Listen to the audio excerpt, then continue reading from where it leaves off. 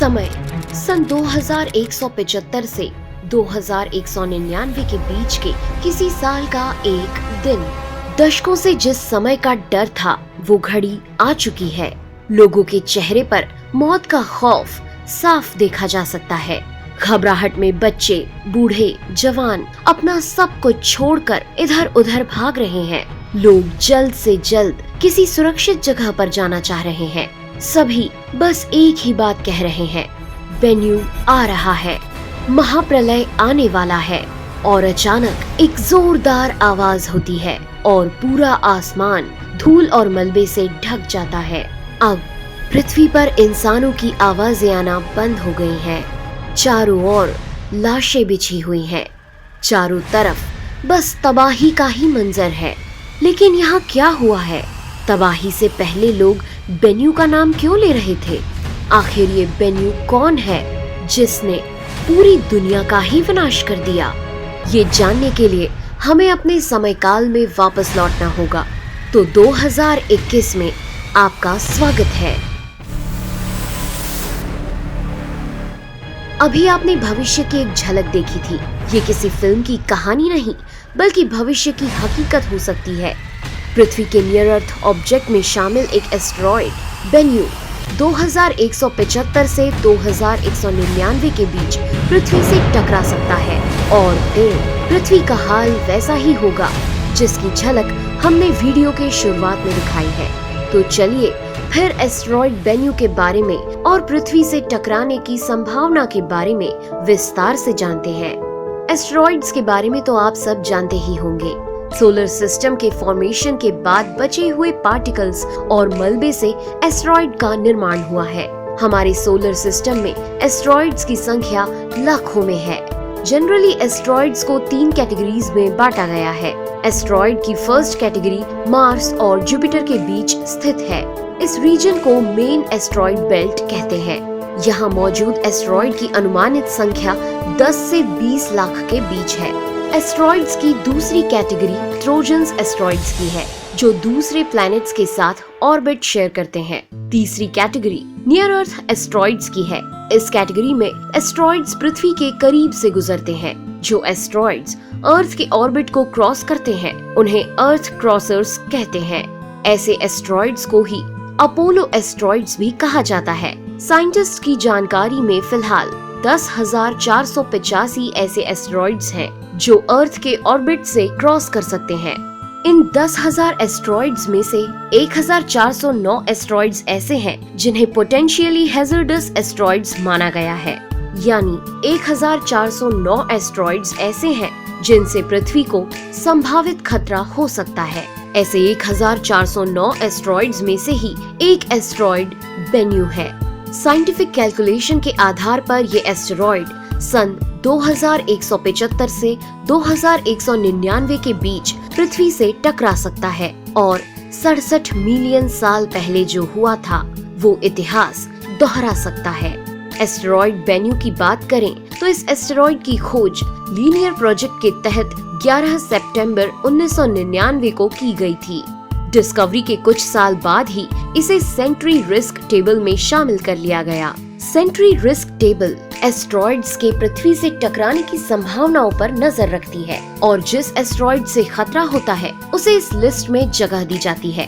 Palermo technical impact hazard scale भी asteroid से होने वाले खतरे पर नजर रखती है और इस ऑर्गेनाइजेशन ने बेन्यू से खतरे की संभावनाओं को देखते हुए इसे सेकंड हाईएस्ट क्यूमुलेटिव रेटिंग दी है। इसके अनुसार काफी ज्यादा चांसेस हैं कि ये एस्टेरॉयड पृथ्वी से टकराए। किसी एस्टेरॉयड के लिए इस तरह की भविष्यवाणी काफी बड़े खतरे की ओर इशारा करती है। बेन्यू एक इजिप्टियन माइथोलॉजिकल बर्ड का नाम है।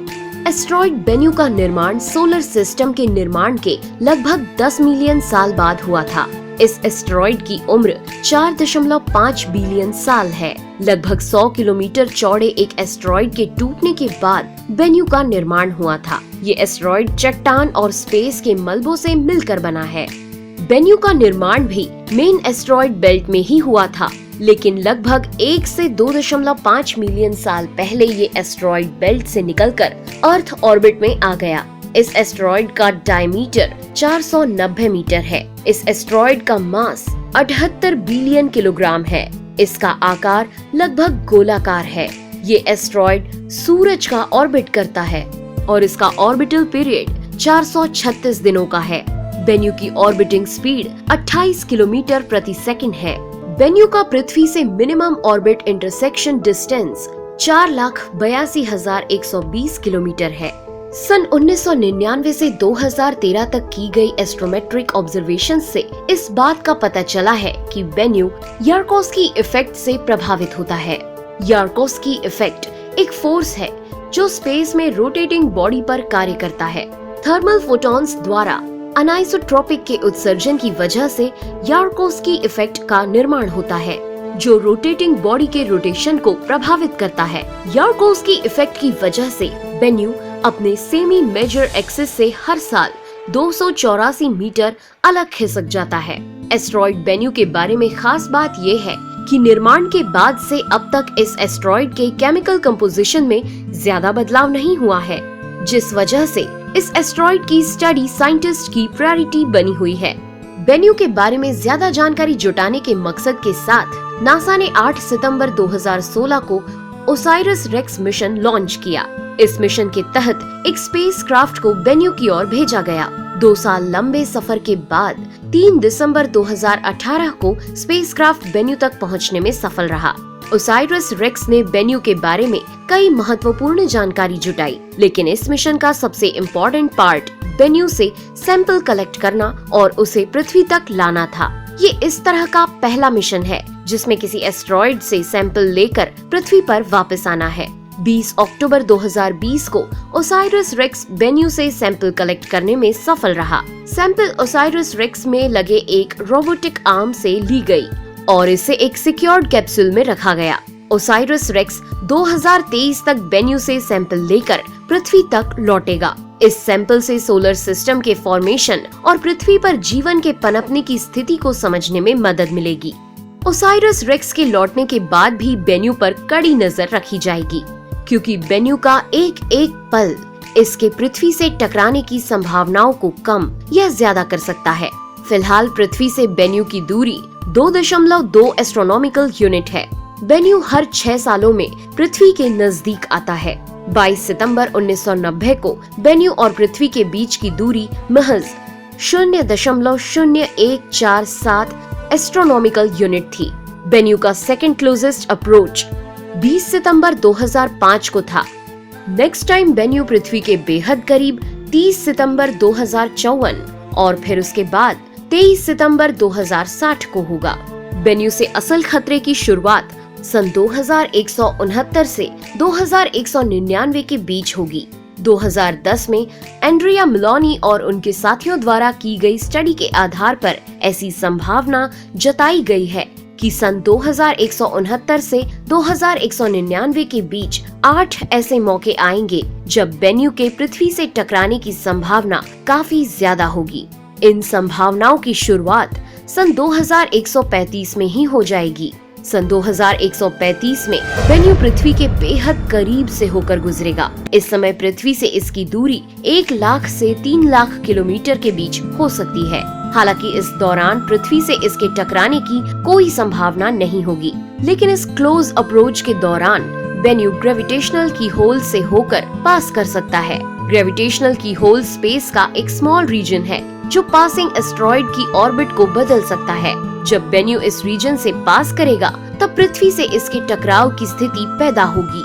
सन 2175 से 2199 के बीच ये एस्टेरॉइड कभी भी पृथ्वी से टकरा सकता है। यदि ये टक्कर हुई तो इससे 1200 मेगा टन्स जितनी एनर्जी पैदा होगी। इस टक्कर से दुनिया के कई देश पूरी तरह बर्बाद हो जाएंगे। हालांकि 2015 की एक स्टडी के अनुसार बेन्यू पृथ्वी से टकराने से पहले ही दूसरी वजहों से खुद ही डिस्ट्रॉय हो जाएगा। इस स्टडी के अनुसार 48% संभावना है कि बेन्यू सूरज की ग्रेविटी के चपेट में आने के बाद सूरज में ही गिरकर खत्म हो जाएगा। तो दोस्तों, ये थी एस्टेरॉइड बेन्यू के बारे में कंप्लीट इन्फॉर्मेशन। आपको क्या लगता है, बेन्यू पृथ्वी से टकराएगा या नहीं? कमेंट में जरूर बताएं। वीडियो अच्छा लगा हो तो इसे लाइक करें और साथ ही अपने दोस्तों के साथ शेयर करें। और अगर आपने अभी तक हमारे चैनल अद्भुत मिस्ट्री को सब्सक्राइब नहीं किया है तो अब जल्दी से कर लें। फिर मिलेंगे अगले वीडियो में नए टॉपिक के साथ। तब तक के लिए हमें दीजिए आज्ञा। नमस्कार।